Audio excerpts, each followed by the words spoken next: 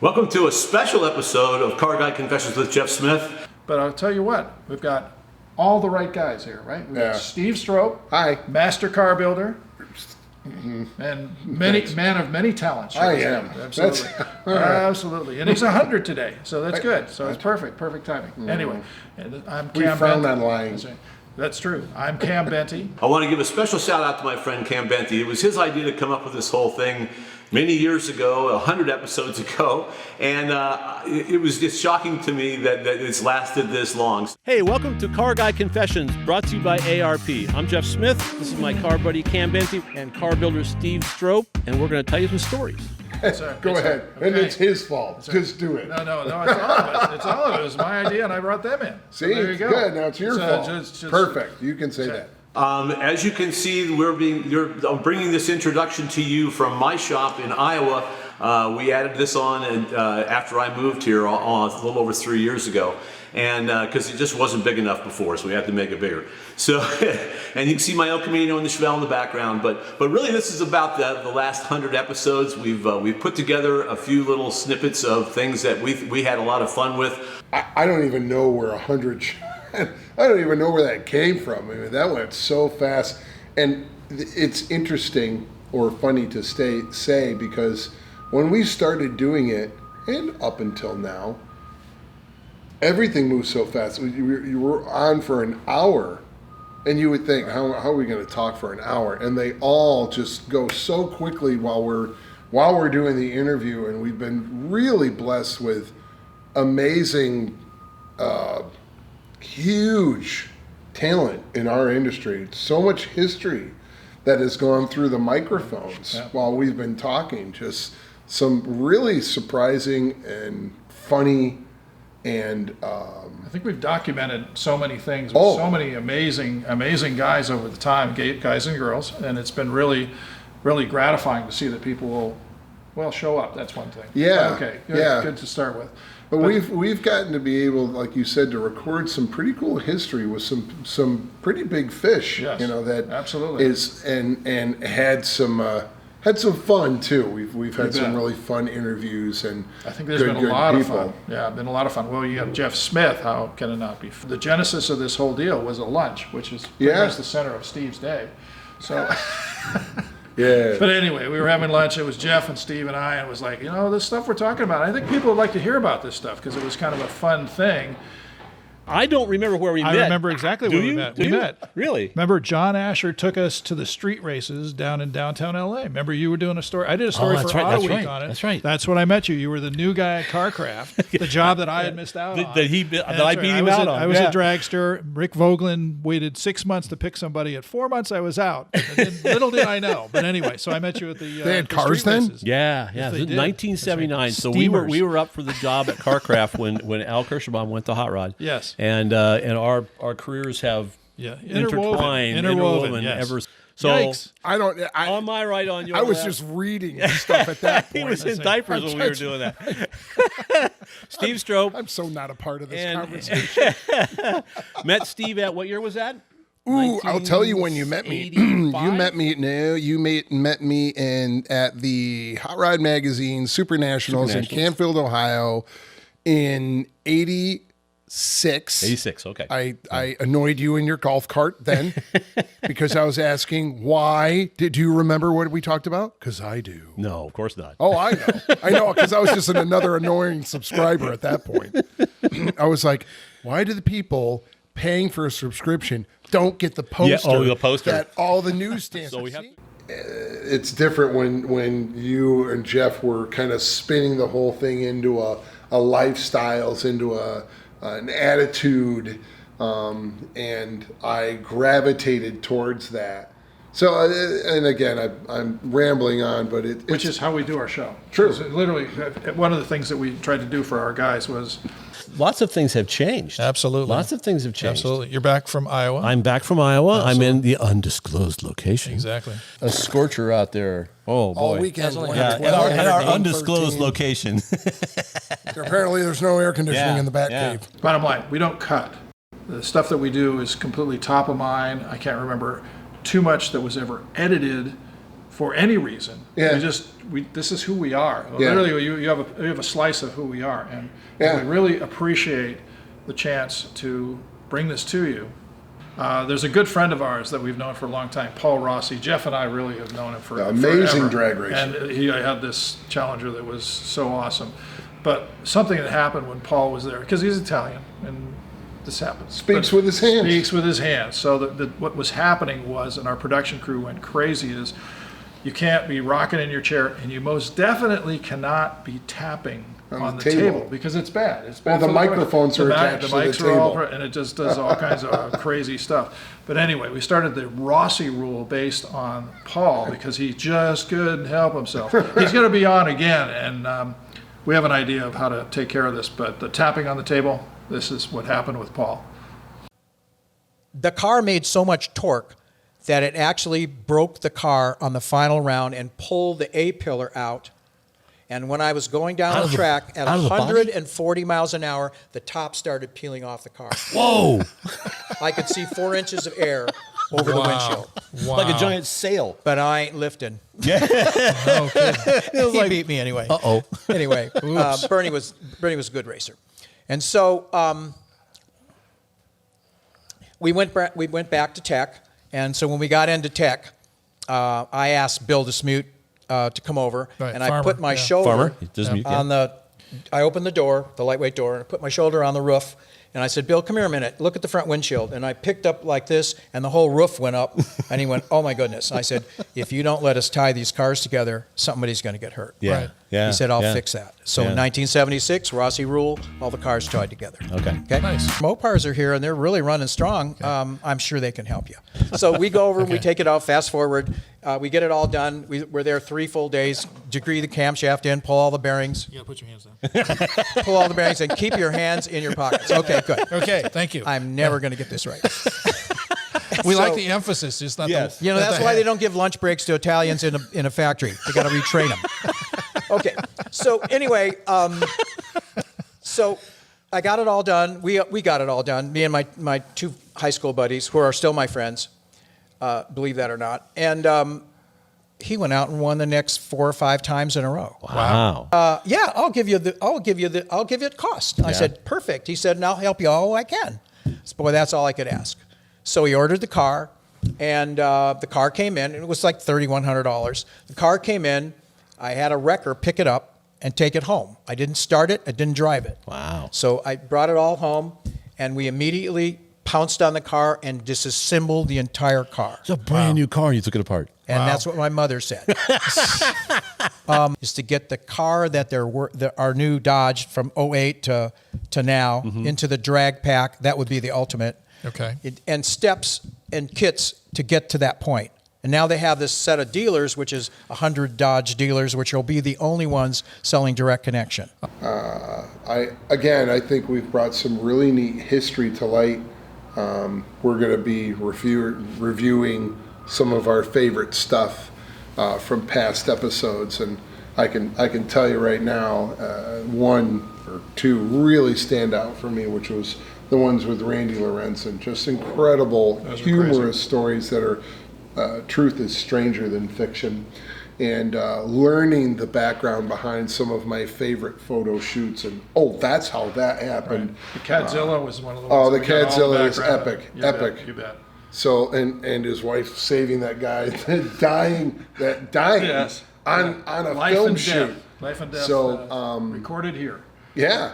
So some pretty incredible stuff, and just learning things along the way from different people who were there when whatever it was, they were there when it was happening, or they were the reason it was happening, Right. and getting to explain the background of how these different things came to light. And you're right, at that lunch when Jeff and you and I met, it was that discovery of, man, this stuff is very interesting, and to learn the background and histories of where that came from and why that ever Right. made it into the Right. magazine and who was completely against that happening. That's it.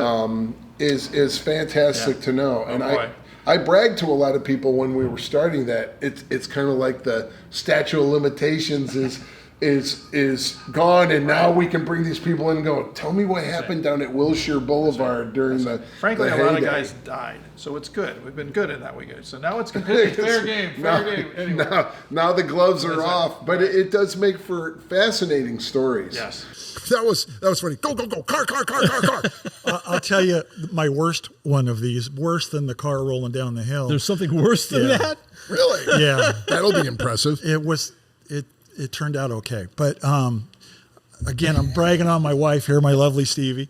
And I was doing a shoot when the 04, 05 Mustang was coming, the retro car that Jay Mason and actually Larry Erickson had designed. Yeah.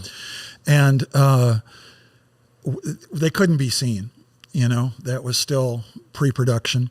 And a convertible, a red convertible, we're going to shoot down in Long Beach. And I was using the Long Beach Convention Center because it's a cool looking building and it has all these multicolored Lights. And these banners that hang down that are 20, 30 feet long, very, very close together. Really, really a pretty place, a great place to shoot a car. And it's the pavers that are up there in the walk area and stuff. That was a great place to shoot it. And as usual, they want, the pretty blonde to be in the bright red Mustang convertible. Mm-hmm. So again, it's another paycheck coming to the house. Right. So, it was a big shoot, and I probably had 20, maybe 25 guys on the shoot and generators and the whole thing. And we couldn't start shooting until 2 a.m. because we couldn't have anybody on the streets. We couldn't have any chance of anybody seeing this thing. Mm-hmm. And a lot of people probably don't know what a camera rig is, but you attach these bars or arms to a car. And then you push the car. Well, when you're doing it on that level for Ford, the camera rig is made out of Kevlar and carbon fiber, and they're $100,000 and takes a whole crew to attach it to the undercarriage, and it'll extend about 75 feet from the car. Ooh, really? Wow. Yeah. That Well, you can far. shoot semis. I shot a semi with a rig that way once. Yeah. Wow. And so the camera's out probably 50 feet off the front 3/4 of this pretty red convertible with my pretty blonde wife in there with this white pantsuit on. And what you do is you do long exposure, 5, 6, 7 seconds long, and there's 2 or 3 guys down on their heels pushing the car behind. You can't see them. So the camera and the car and everything move together, and so the background gets blurred. Looks like you're going 80 miles an hour, and actually you were going walking speed. And so we're doing this whole setup. And we had to light it all. So we had all kinds of lights and big generators, like a minor movie set looking thing going on out there. And because of the previous experience there with that Concept car? I no longer tolerated $2 million liability policies. I demanded they get at least $5 million liability policy. And Ford did. And so we're doing that shoot. I was up on a ladder because the camera was like a 8 or 10 foot ladder, and then I had the camera up there. So I'd go up and then push and drag the camera out of the way, and have the camera open, walking with the cable release. So one of the times we're doing this, and now it's 3 o'clock in the whatever it was in the morning, and I heard this big bam, and then the sound of breaking glass. Oh, no. And I thought, what the hell? And I look over in the darkness over here past one of the generators, and we got these big cables running from these big tag-along generators, and there's a guy laying on the ground like this. Oh.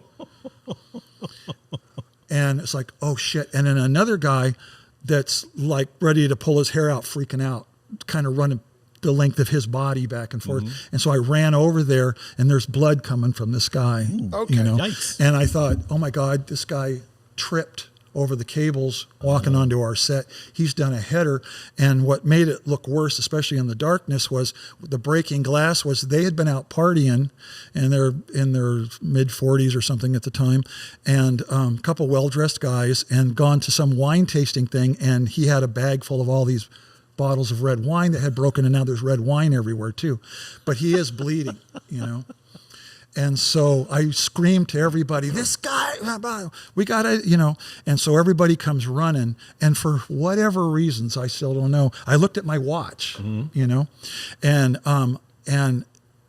and I was screaming at, you call 911, you call the fire department, you call, just screaming at everybody, call the police department, wherever you can call, everybody call, we need help. And we rolled the guy over, and myself and this other guy, and the guy does this.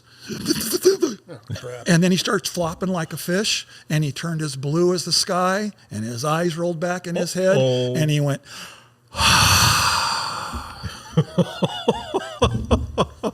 Like the death rattle, right? he did. I didn't know that was a real thing until then, and he was dead.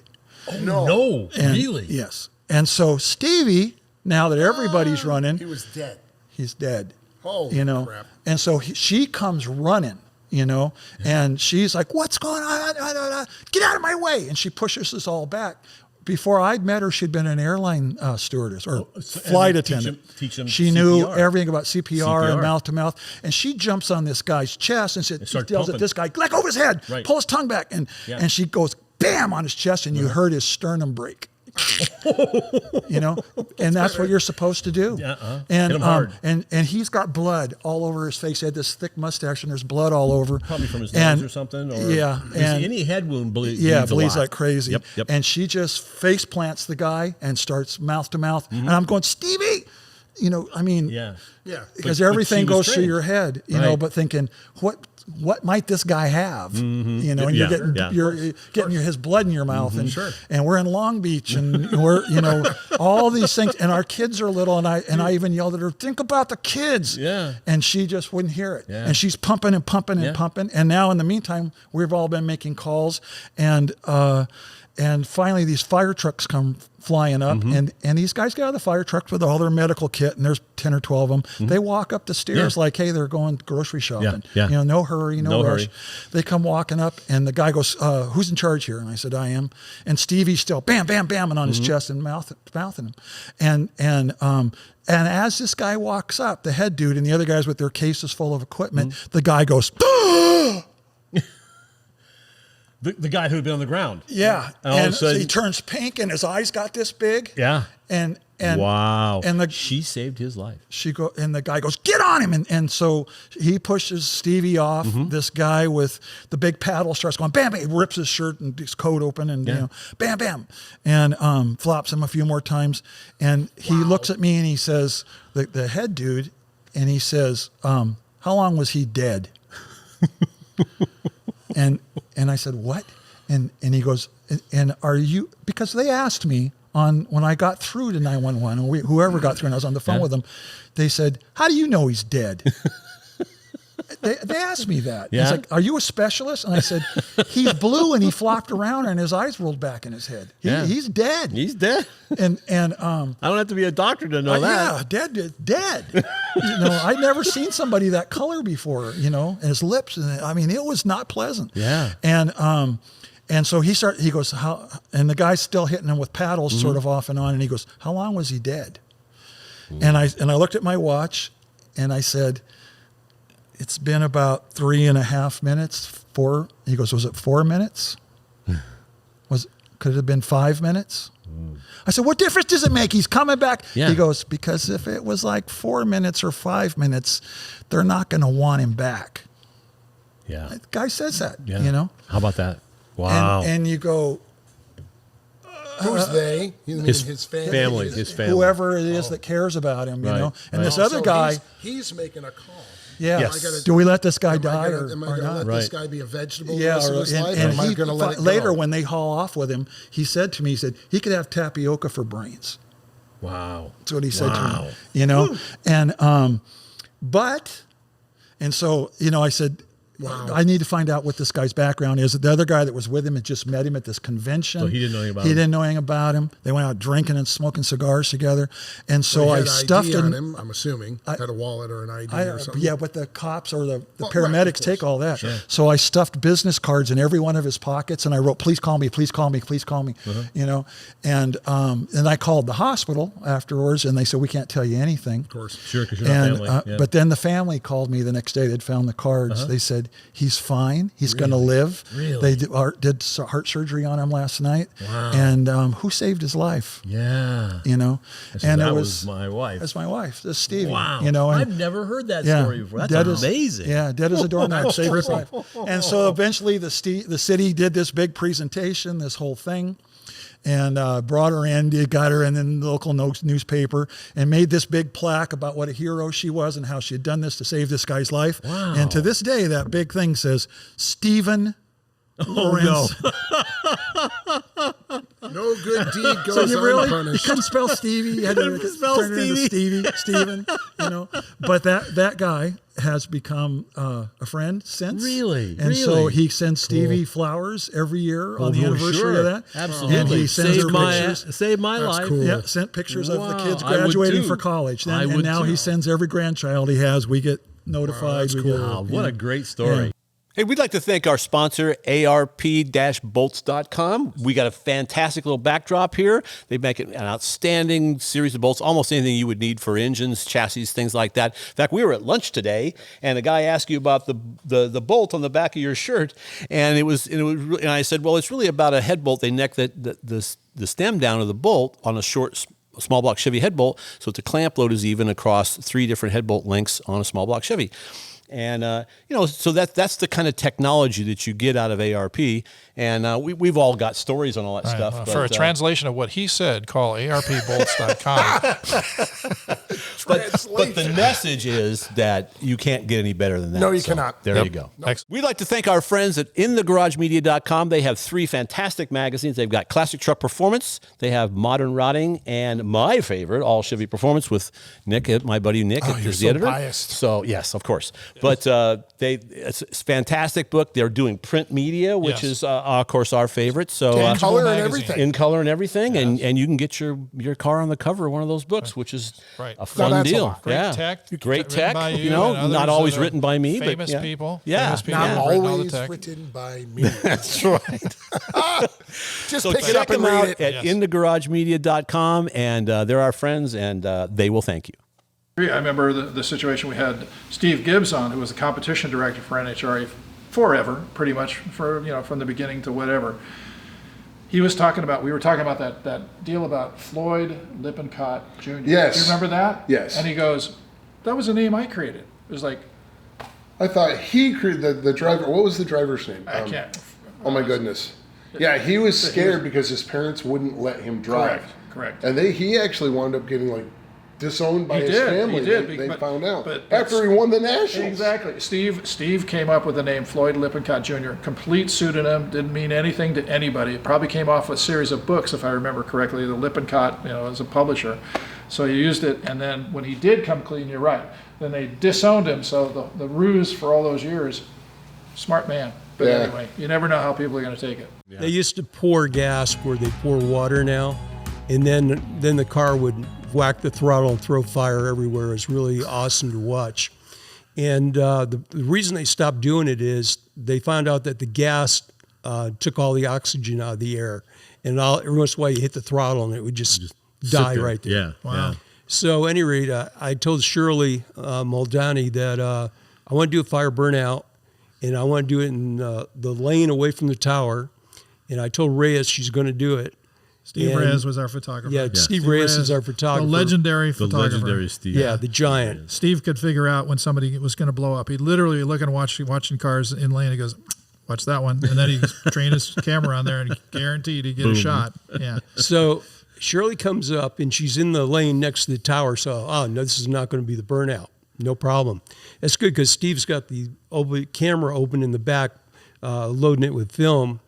And next thing I see is, I think it was Caps pouring down the gas, and they lit it up to the headers, and she whacked the throttle. Reyes is stumbling forward with the camera, it's Pentax 6x7, and as he's stumbling forward, he clicked this thing, and she's throwing flames up into the trees all over the tower, and the guy sitting in the wheelchair in front of the tower, a couple other people, it was pretty bad.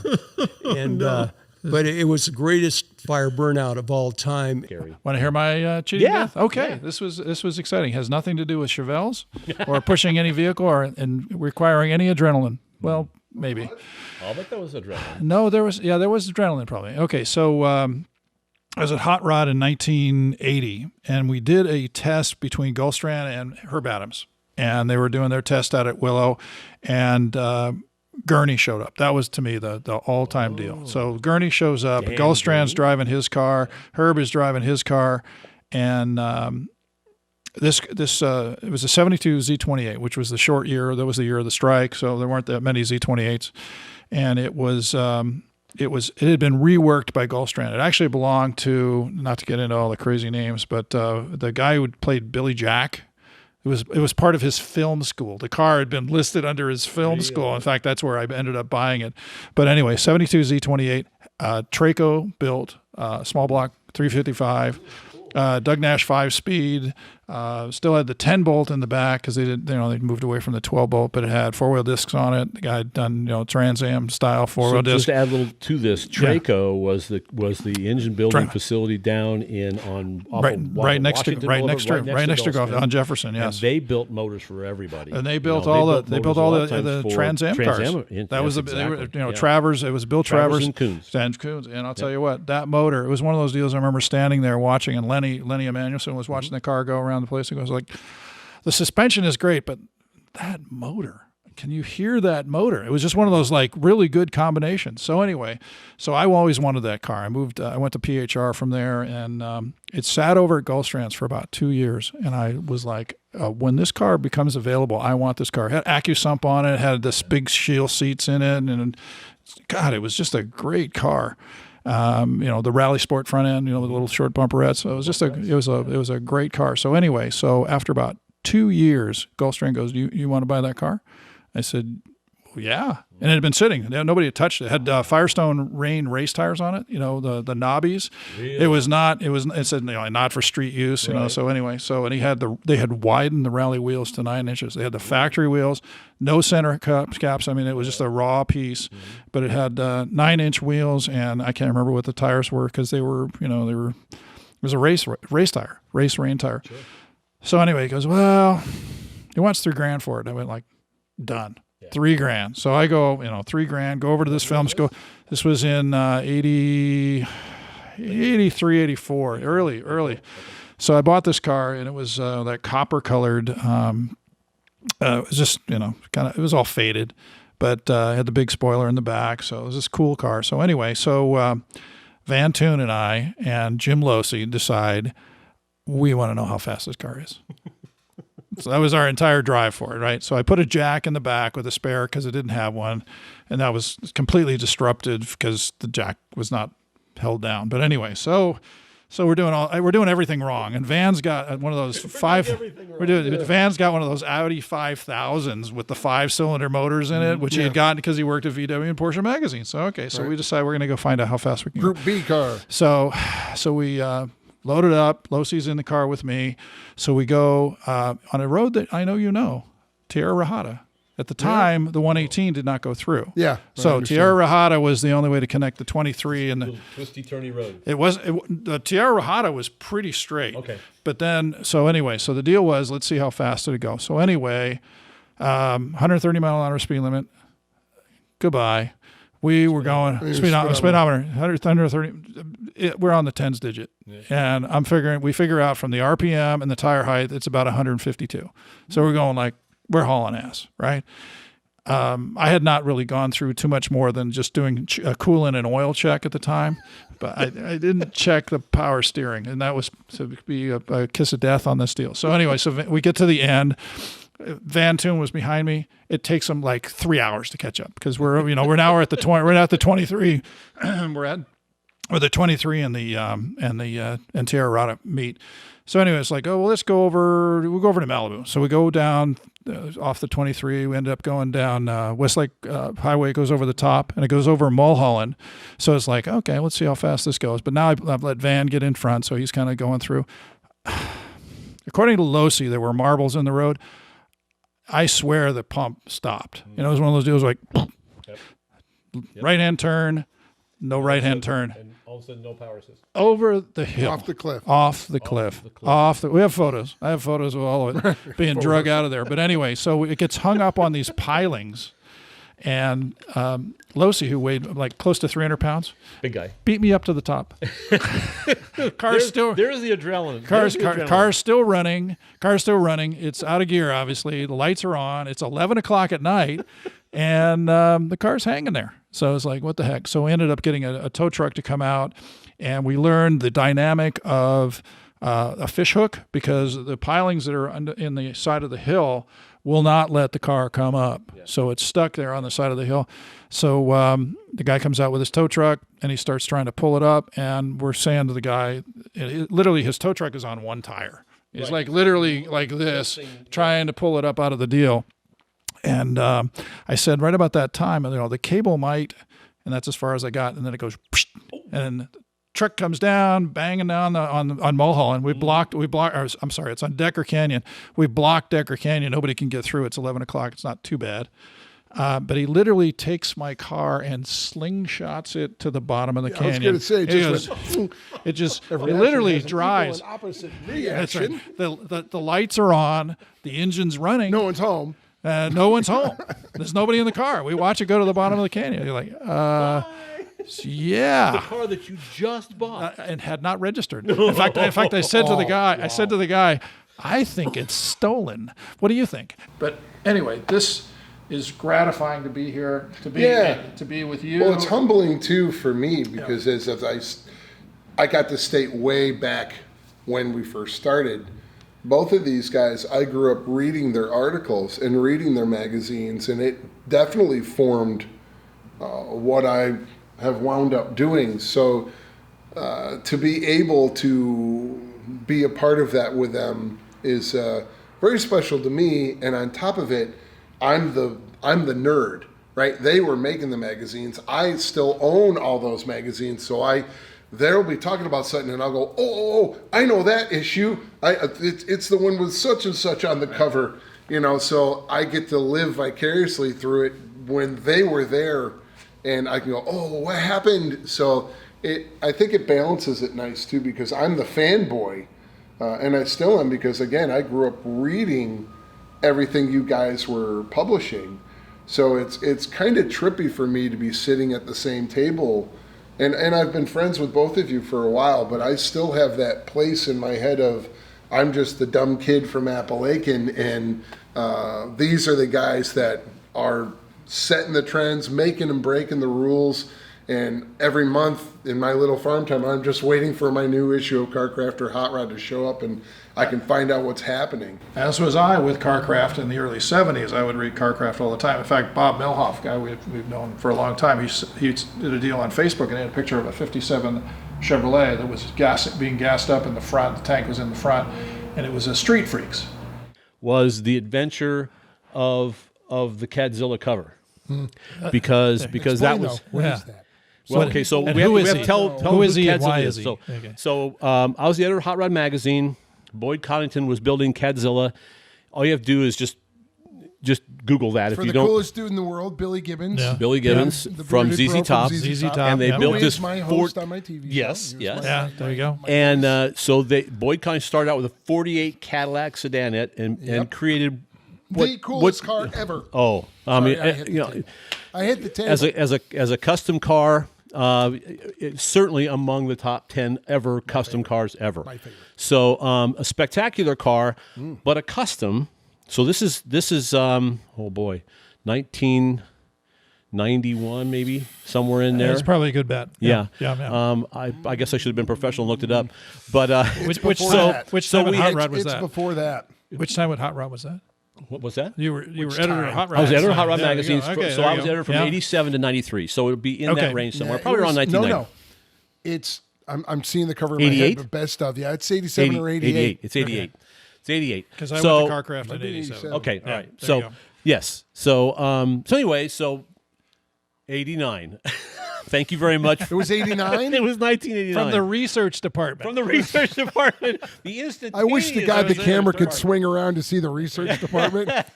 fact checker. It's a guy on a phone, A fact checker. but behind him is a sandblast cabinet. So we had Boyd had finished the car. It is really a deep purple. It looks black. It photographs deep black, purple, but it is a deep purple, and it is this spectacular shape. Oh. So the car literally was the most interesting part of the car was the rear of the car. So Randy had done a slope back, complete all the way to the feature, back, yep. which is a whole nother story on how he did all that, because he did it in a studio, but it looked like it was in this cavern or a subway or something. It was really the backdrop illustration was from Spaceballs.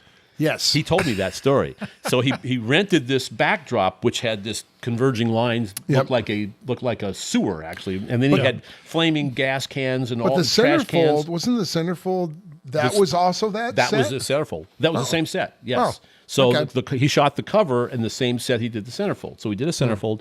So we get all this stuff. This is the most spectacular car. We've been building this thing up for probably a year and a half, 2 following years. along with it. Following Yep. along with it. Gray Baskerville had been doing all this series of articles on the story. It was Mr. spectacular. Flip-Flops, yeah. And so it got to the point where, and if you don't understand magazine publishing, you would think, well, the editor just picks the cover and it runs. And he makes the decision and life is good.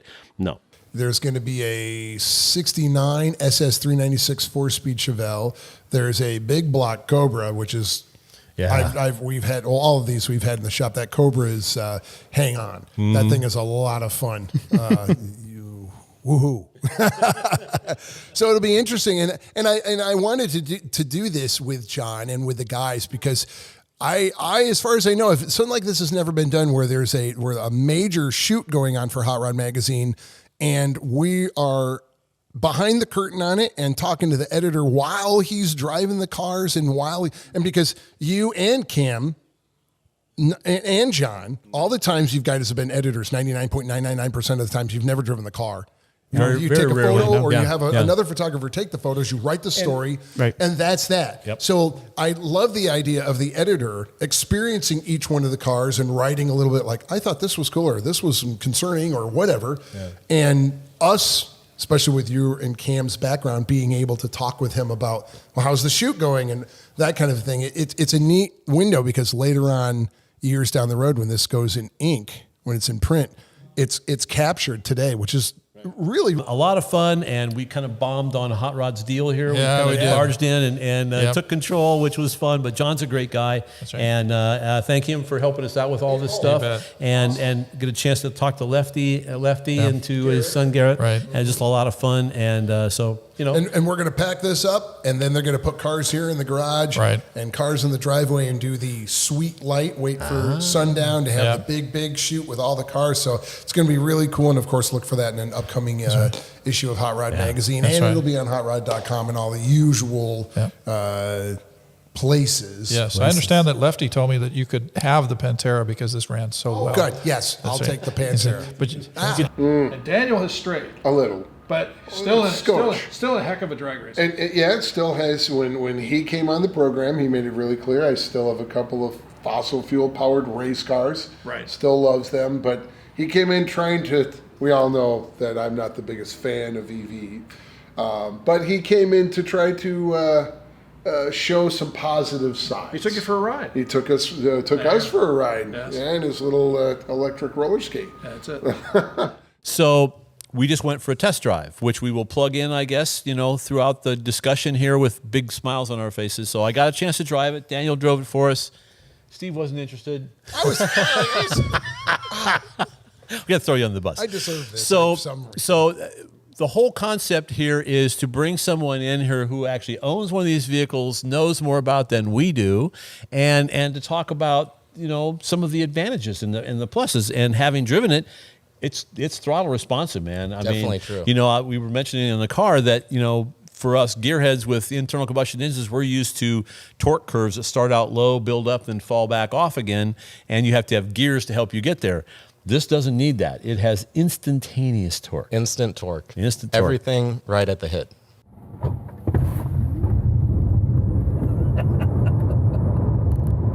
And that's 60.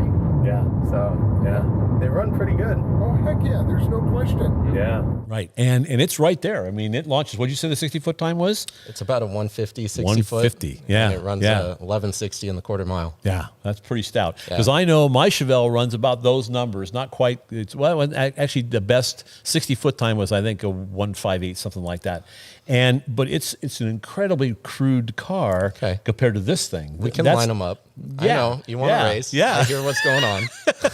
But the problem is that the rest of the time, my car is incredibly crude. It's not something you want to be driving in traffic. Right. And this thing does everything very, very well. So it has a lot of advantages. And I think that's probably what gets people attention when you drive it for the first time and you step on the loud pedal and it goes, I'm sorry, it's not a loud pedal. Okay, it's not. It would be a soft pedal or a quiet pedal. Okay. So let's talk a little bit about the performance and what you've seen. How long have you had the car now? Since March. March, I've had the car since March. I started a new position in my job, which actually supports a lot of electric vehicle companies with test equipment for developing batteries, motors, inverters, charging systems.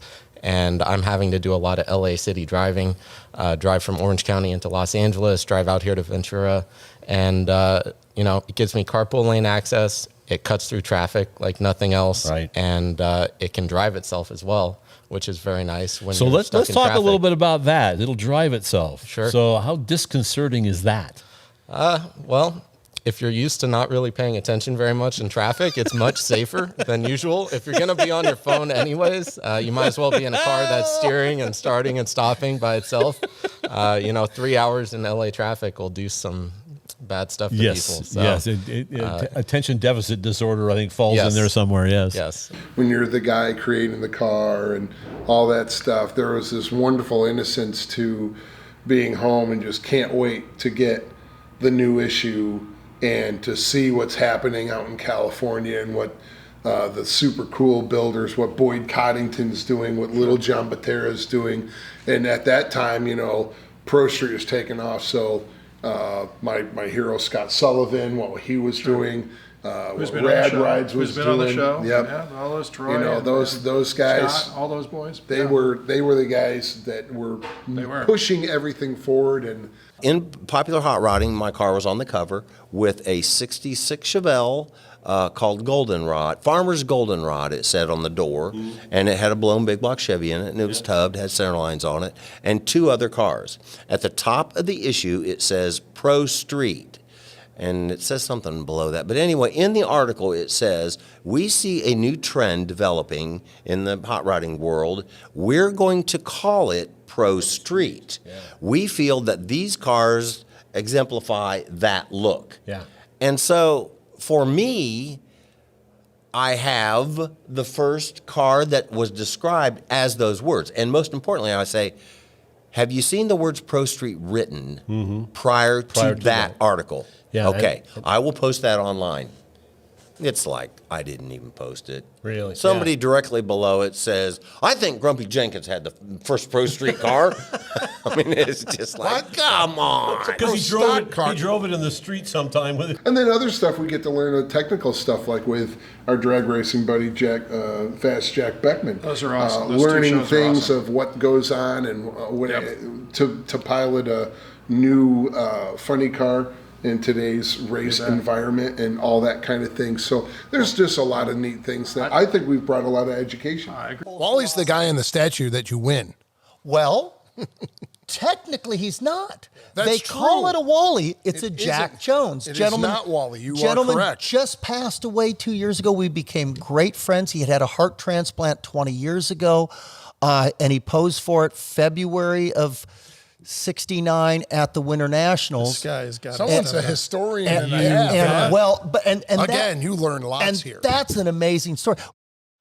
I have got to take the ashes of so many of my heroes on 300-mile-an-hour runs. That's cool. Really? Oh, yeah, you were doing that. Oh, Yeah. unbelievable. Gas Ronda was a stud in drag racing. In 1964, he was like the top stock champ, and he got burned really bad in January of 70, a funny car, and that was the end of his driving career. But he never stopped being an amazing human being. I got to induct him in the Drag Race Hall of Fame. When he passed away, the family gave me his ashes. I've taken him along in like 4 different races.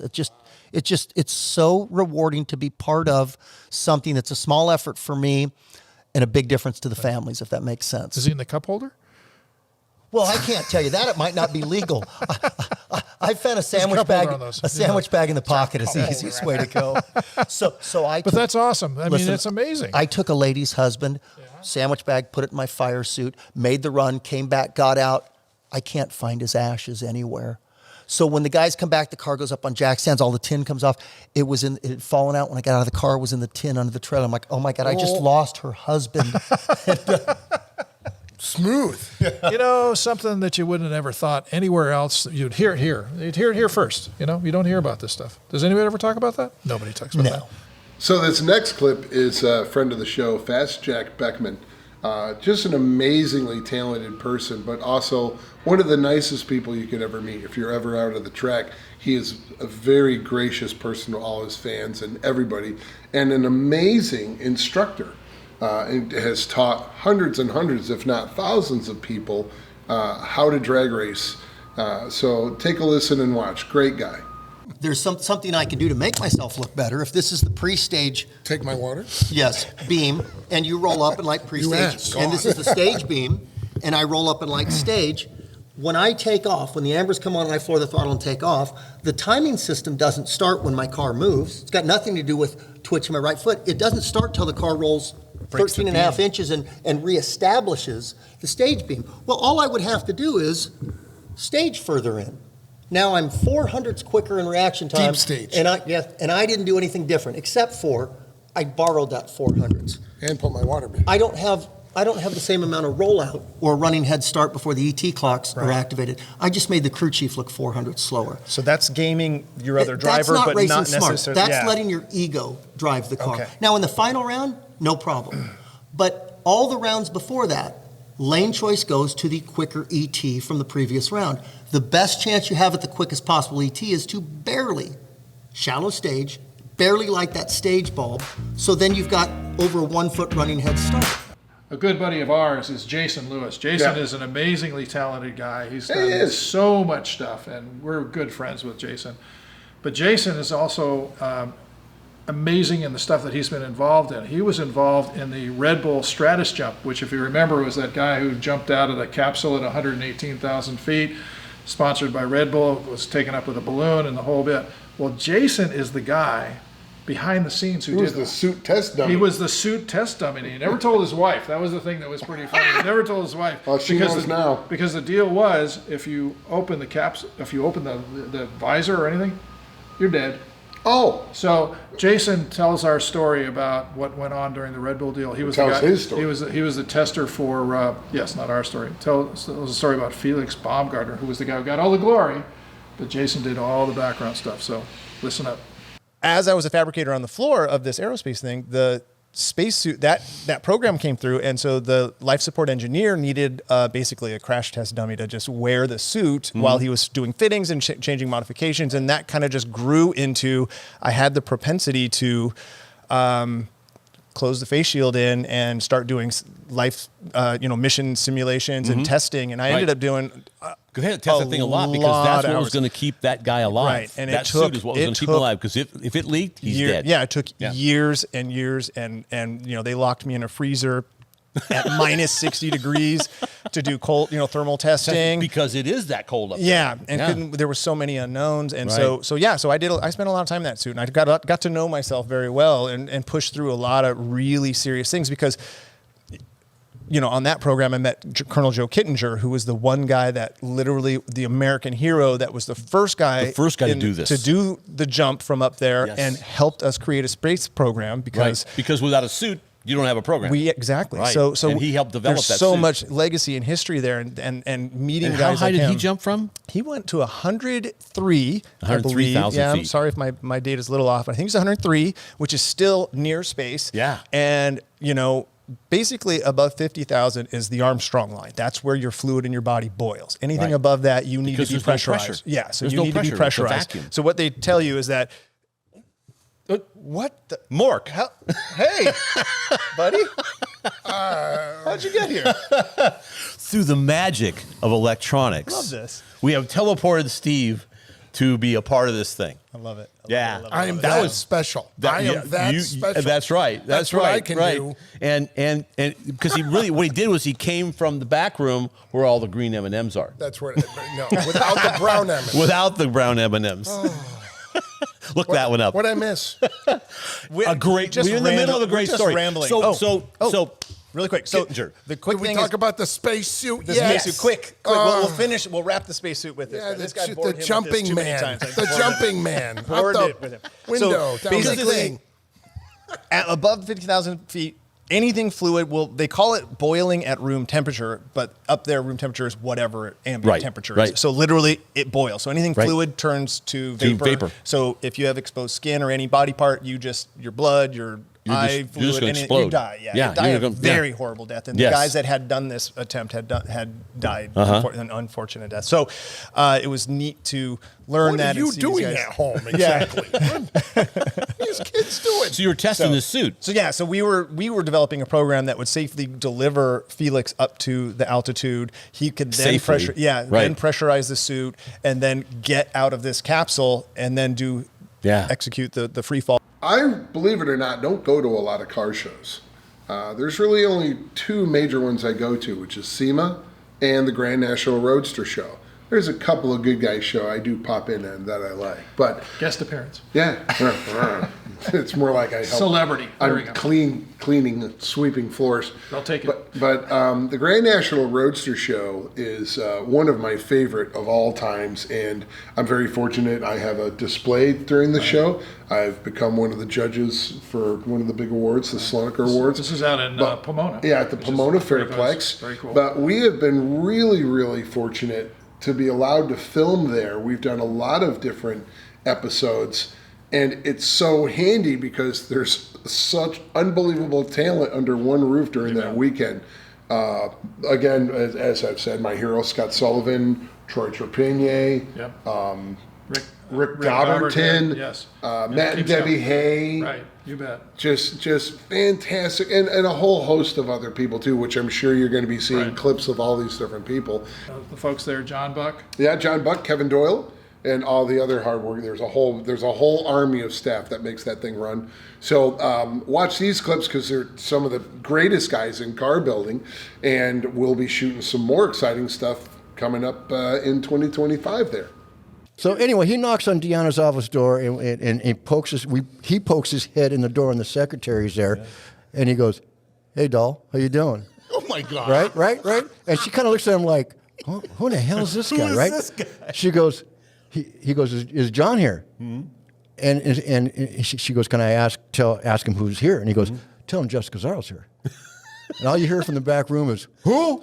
Your nose is going to get bigger and bigger and bigger and bigger. I don't know no Jeff Scazzaro. Who the hell is that? Oh my God! I shouldn't have worn my sandals today. I should have worn my boots. Hey, if that ain't the truth, hey, if that ain't the truth, may we have pink hot dogs at $100 today. Okay? I painted Eddie Van Halen's first professional paint job on his wild, crazy red and white crapola. Yeah. Because a protege of mine back then went high school friends with him. And he was bugging me to come up to Pasadena to see his buddy's high school band. It was called Mammoth. I'm not driving to Pasadena from Orange County to see some high school band. You know.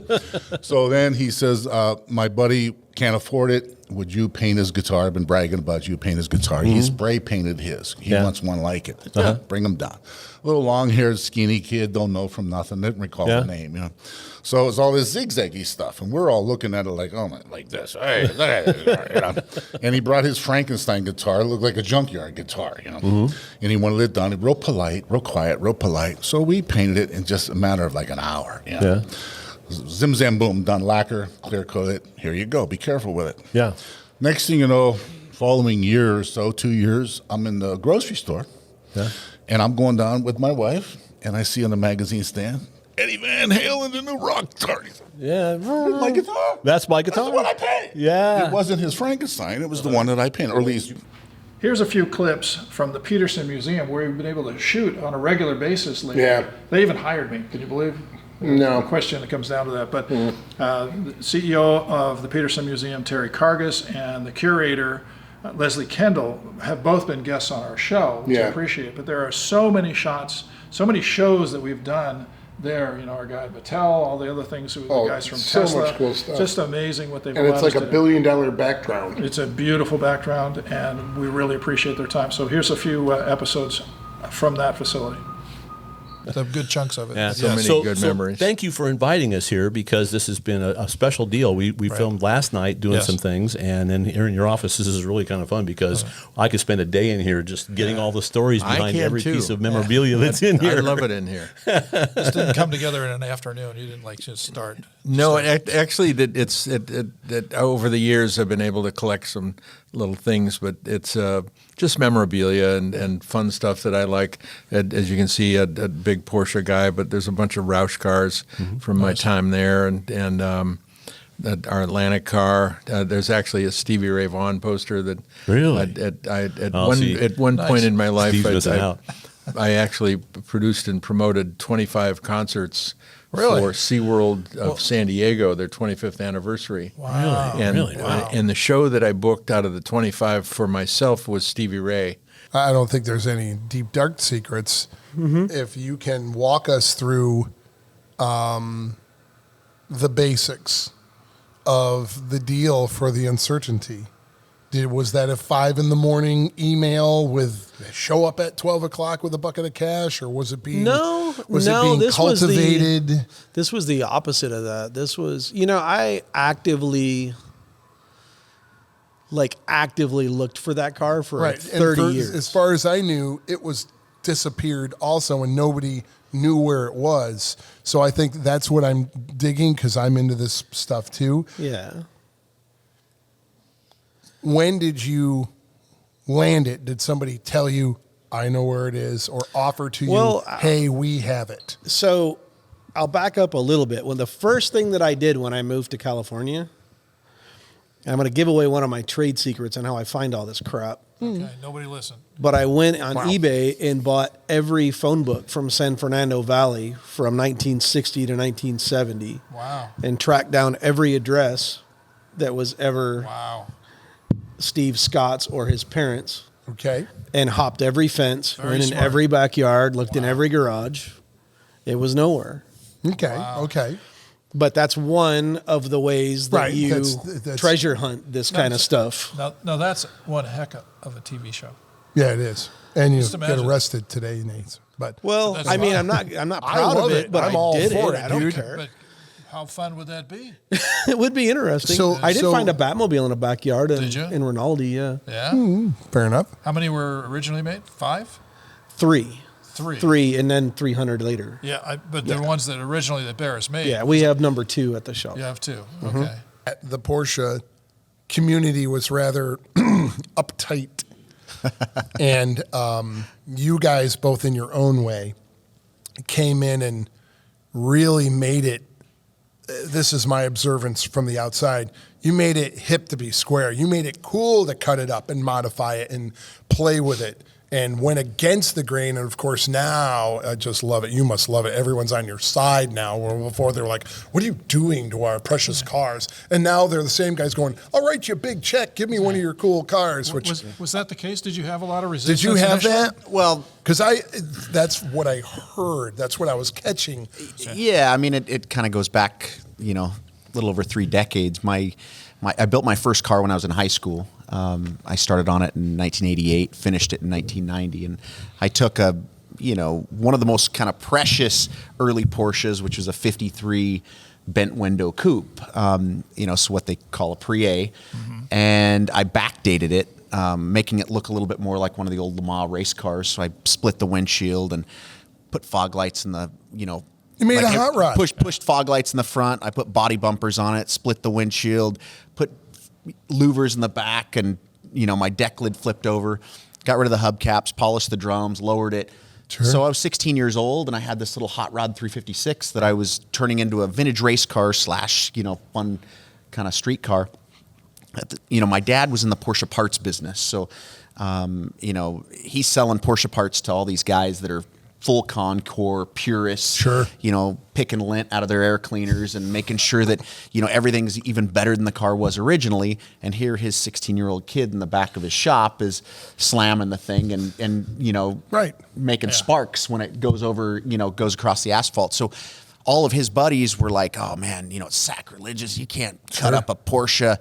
So we made this little, actually Freeman Thomas, the designer Freeman's brother-in-law is a jeweler in Tustin, and he made this little badge for me on the back that said, for the back deck lid of my car, that said 356 Outlaws. And it was really about, so that was 1989, 1990, because the problem is that there weren't any events that accepted a hot rodded out modified Porsche at the time. I bet. In fact, when I got the car done, go to a Porsche event, And if it wasn't, full Concours or a street original car, you parked out in the dirt. And that's kind of the way it was for years. But I built my first car as a race car, and so going to all the vintage races, that was really, for me, I grew up wanting to race. And so I did all the, vintage race stuff, Vara and Sovereign and CSRG and all these different race organizations.